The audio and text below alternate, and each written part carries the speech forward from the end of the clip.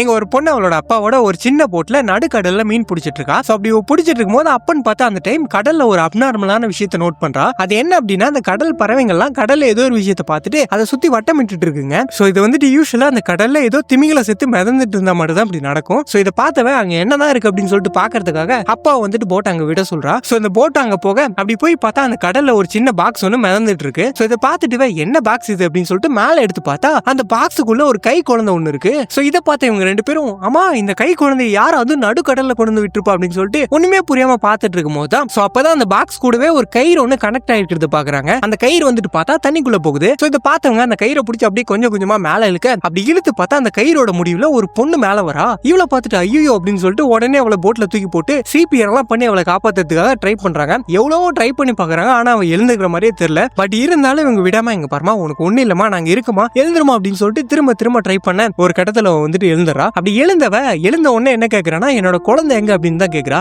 ஓ இது உன் குழந்தையாமா நல்லா இருக்கான் இந்த வச்சுக்கோ அப்படின்னு சொல்லிட்டு அவ கையில கொடுக்க அப்ப இவ வந்துட்டு அப்படியே கொஞ்சம் கொஞ்சமா கான்சியஸ்க்கு வந்துட்டு சுத்தி முத்தி இவங்களை பார்த்துட்டு அப்படியே அழ ஆரம்பிச்சிரா. என்ன சொல்லிட்டு அழுறானா நான் உன்னை காப்பாத்திட்டா நம்ம தப்பிச்சிட்டா அப்படின்னு சொல்லிட்டு அழ ஆரம்பிச்சிரா.